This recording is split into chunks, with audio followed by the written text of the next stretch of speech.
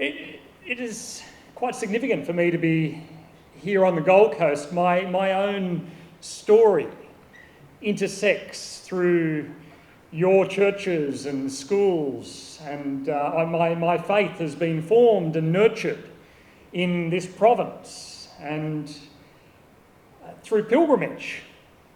I go back to the last time there was a new Archbishop of Brisbane, and the Diocese was calling for young people to go and to encounter the work of the Anglican Board of Mission and to engage with the church in our neighbourhood, in our wider community. And so in 2003 I joined a group of young people from this diocese on a pilgrimage that has really continued ever since for me. And so today, as try and turn some volume down, sorry. As I come here, it's really to share a little bit about this story, this journey for me, starting out as a young person in the church on the Gold Coast and encountering the wider work of our church through the Anglican Board of Mission. And ever since, continuing to be amazed and inspired and surprised by what God is doing, and challenged and encouraged. And coming back today, I really just want to bring some stories from along the way. You'll notice a number of these stories come from my time working in emergency and disaster response for the Anglican Board of Mission. And I think there is something about the way that we respond as people and as communities and churches when we're under stress, when things suddenly turn to crisis, that takes away a lot of the fluff and a lot of the things that we like to say and we think we believe, and it takes us to the heart of things.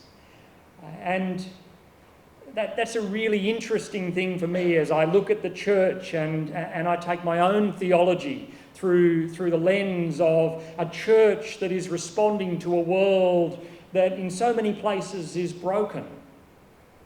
And as we engage with God in the midst of all of this and listen to the call of mission, what is God doing and how are we called to be part of that?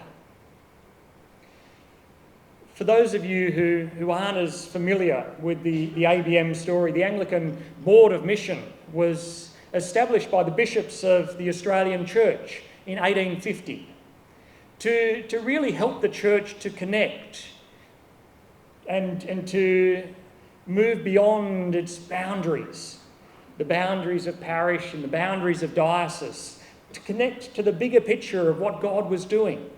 And so the Board of Mission gave us a way to be church together, gave us a way to connect together to a broader Anglican family and a vision of God's work in the world. I'd like to begin by suggesting that if we didn't have a Board of Mission, we'd probably need to go about creating one today. Imagine if you got an email like I did a couple of months ago, just now, and the email came from somebody who you knew in the church saying, help, just down the road from where we are, there's been intense fighting. And people have had to flee their villages, grabbing just whatever they could. And they've come to the safest place they could think of. They've come to the diocesan office. And there are hundreds of people here now, and some of them are seriously injured. We need your help as our brothers and sisters in Christ. And that's the sort of email when you get, you say, thank God we've got a Board of Mission. Thank God as a church we can work together and we can speak to one another and respond to one another. And thank God in this situation there was a very real and tangible way for the church to put resources where they were needed, so that this group of people were able to have food. We're able to have some solace in the knowledge that beyond the emergency and crisis of their situation, there were brothers and sisters in Christ. There was a bigger family that they were a part of that cared and that was able to do something. That there was a board of mission with some processes and relationships across the communion working together to be able to respond to what was going on. Mission is bigger than anything we can describe. We talk about marks of mission because we can't nail mission down to a simple, small definition. We talk about God's work of loving and saving the world. The Anglican Board of Mission interprets the marks of mission as proclaiming the saving, forgiving, reconciling love of God, of building, welcoming, transforming communities of faith, of standing in solidarity with the poor and the needy, of challenging violence and injustice and oppression and working for peace and reconciliation, and of protecting and caring for and renewing the life of the earth. These are the bigger picture of what God is doing. This is the Missio Dei, the mission of God in our world, of healing what is broken, of restoring, of bringing back together, of bringing life and hope. The World Council of Churches, in their new affirmation on mission and evangelism, talks about the key criterion for discernment in mission being fullness of life, John 10:10. And so the new affirmation on mission and evangelism is called Together Toward Life. Is this something that God is calling us to be a part of? Is this something that is bringing about the flourishing of life? And so looking for the signs of life, the things that are life-giving in our communities and in our world, in our parishes, in our own faith and walk, and attempt to discern what God is saying, becomes a criterion of discernment in mission. Is this something that is giving life? We can sometimes apply that, talking about the things that eat up a lot of time and energy in the church. We can apply a criterion for discernment. Is this thing about the fullness of life? Is this thing a life-giving thing to the people that are involved in it? Is this somewhere where we experience God turning up? Mission looks so different. It's something that is almost always contextual. What is God doing in this place? In this place in Myanmar, I arrived and was greeted by this extraordinary scene of members of the parish removing this gigantic rock that was out the front of the church. They said, we need to enlarge the church. We need to make the church bigger. I said, your church looks pretty big as it is. They said, this church will only fit 500 people, but we need more room. And the interesting thing was, they said, we need more room because when the church fills up, the people who sit outside the church, the people who become excluded, are the marginalised, are the children, are the people who are new to this community and migrants, those on the edges. And so they said, we need a church that's big enough to fit everybody in. It's not a bad definition of mission, the biggering of the church, the idea of God's project of making us a church that's big enough to fit all those that God is calling into relationship. This is in Myanmar again. Another community, a place where the church has gone because they've seen a community of internally displaced people. People that have been uprooted from where they were living because of the construction of a new dam and put down on a piece of inhospitable barren land, a place where there was no water. And so the church came in with the idea of planting a new church in this place. And so they came in mission. But the church, when they got there, said, there's no water. And the people said, there's no water. We have to walk for kilometres and the water source that we have is barren. And so mission in this place looks like digging a well. And it's this synthesis of word and deed, not one or the other, but the reality is as we go out and we look around the church responding to what's going on in people's lives becomes an ever-present aspect of mission, of saying, what's going on here? Where is God in the midst of this? And we sometimes need to take our programs and they need to look different in different places. As we say, what's going on here? Our ideas of mission are often confronted. For ABM, a key idea about mission evolved over the last 100 years, and it's the idea of partnership in mission. Partnership says mission is not us going from one place and taking God somewhere else. But mission is something that we do together. Mission is something that recognises and respects relationships that have evolved and developed over time.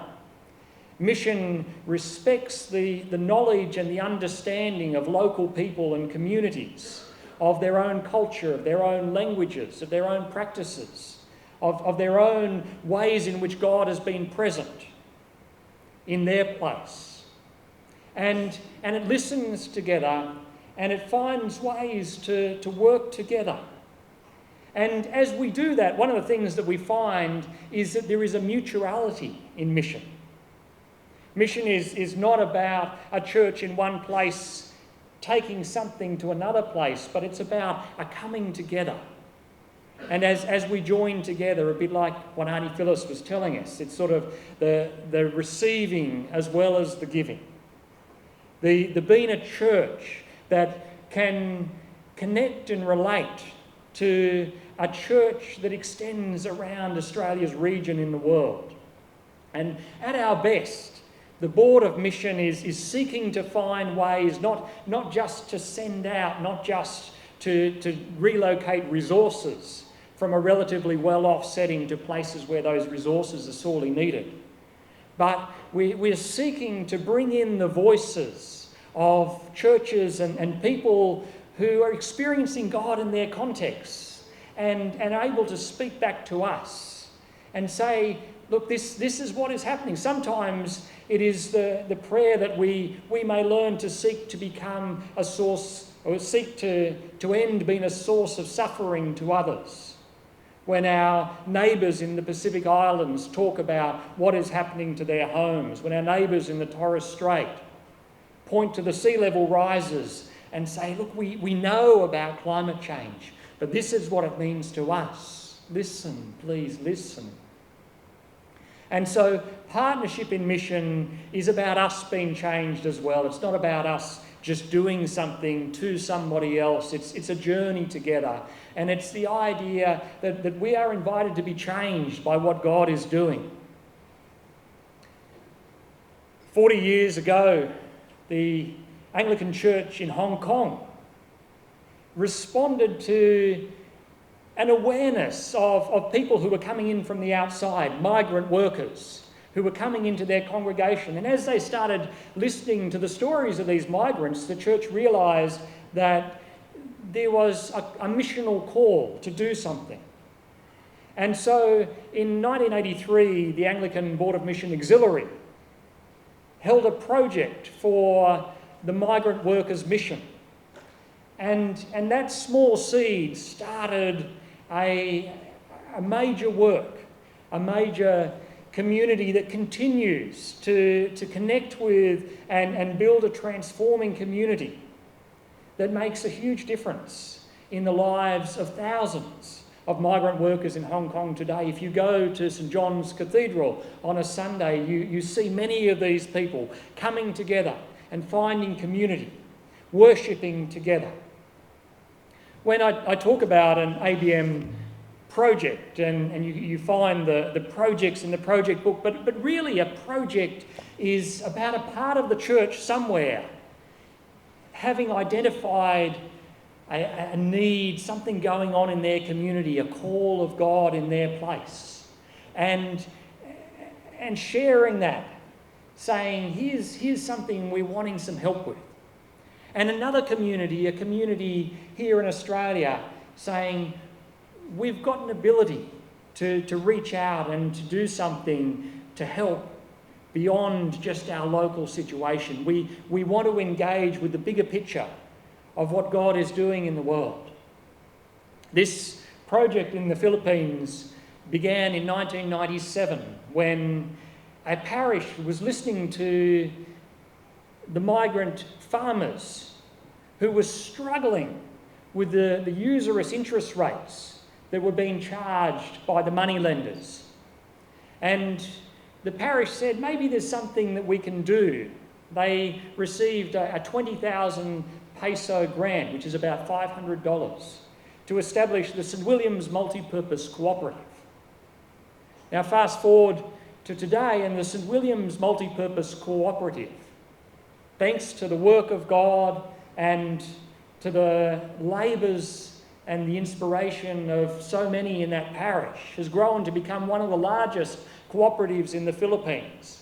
Its members' assets total about 175 million peso, or close to 5 million Australian dollars. But these are the stories of growth, amazing stories of what's going on. But the point I'm trying to make with all of this is that mission is always local.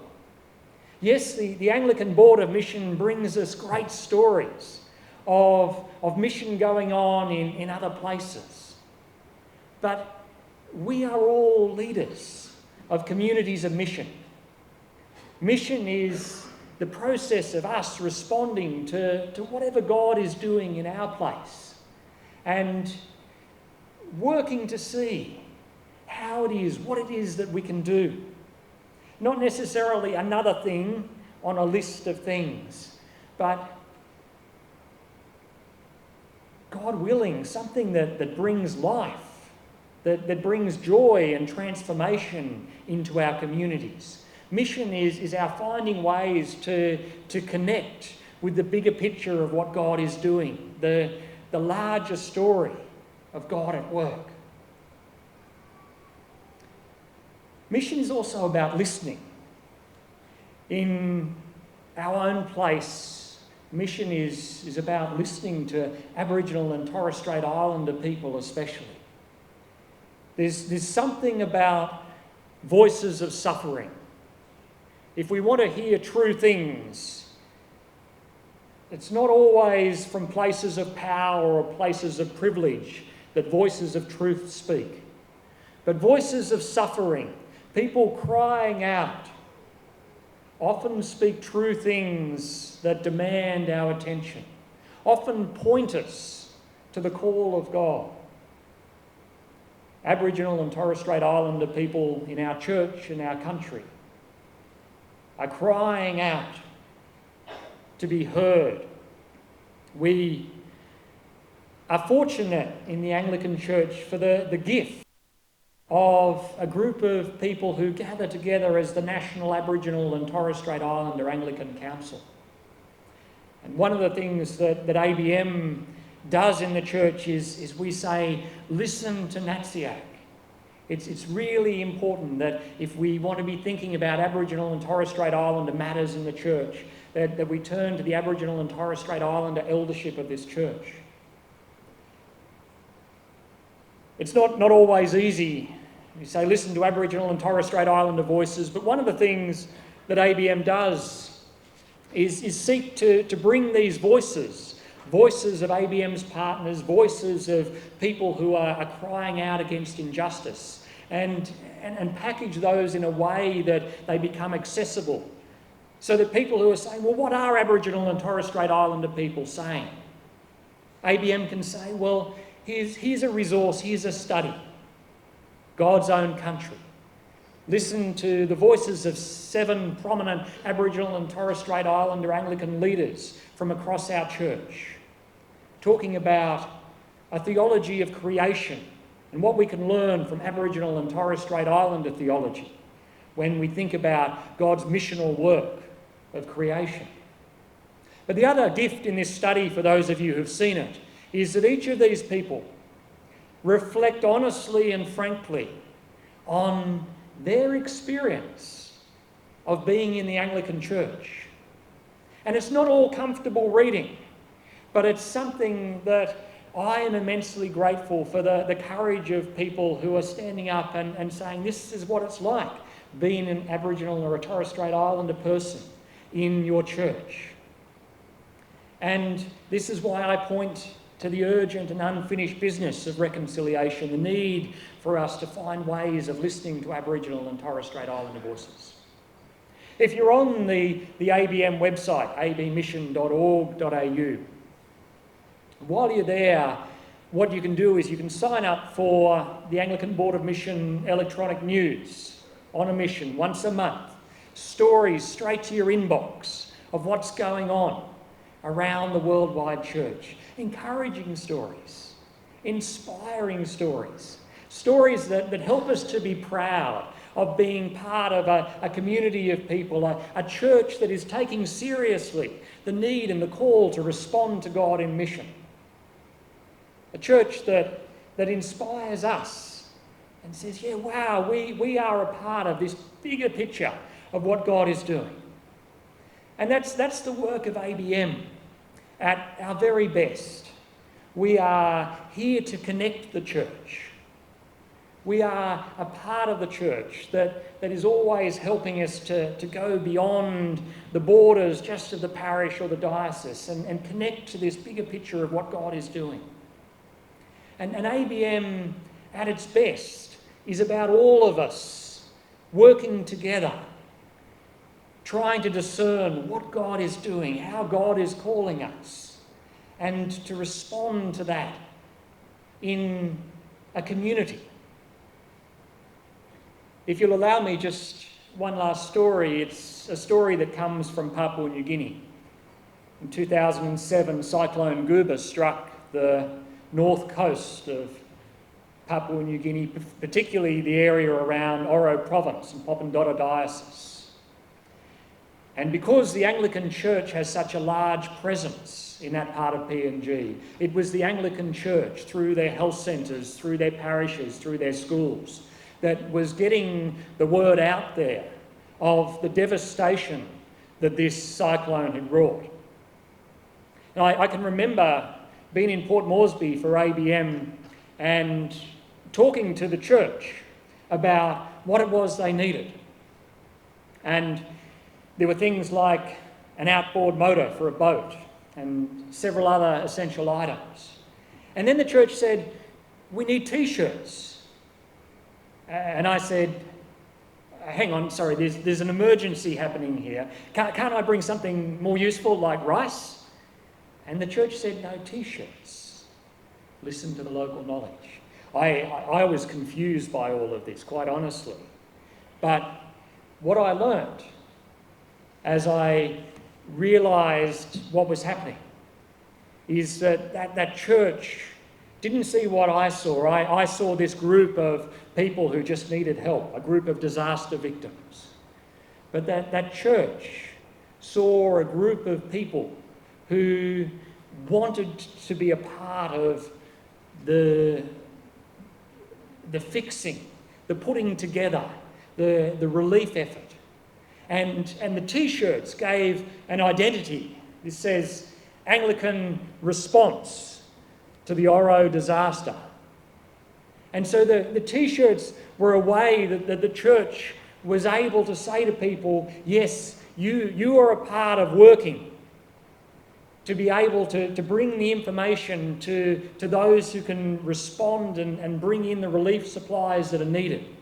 But you are a part of this conversation about how it is that we shall rebuild and what our community might look like and what we are called to be together.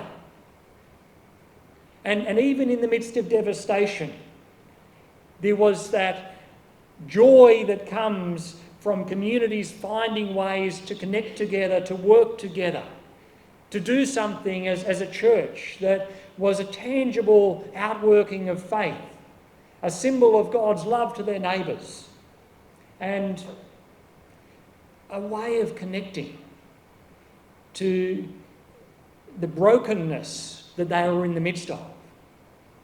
And so in the midst of the brokenness of our world, what I'd really love to leave you with today is a t-shirt. This idea that we are a part of a group of people who God has called in the church to be responding to that brokenness, to be a part of a mission of healing, of love, of reconciliation. And that together we might follow God and be a part of this work that God is doing. And so may the rest of this time be a time that is nourishing. May it be a time that we go out from as a community of mission. And may God bless you in the way that you lead communities of mission. And may we find more ways to work together as a board of mission and as a church that lives and breathes with the God of mission at the core of our being. Amen.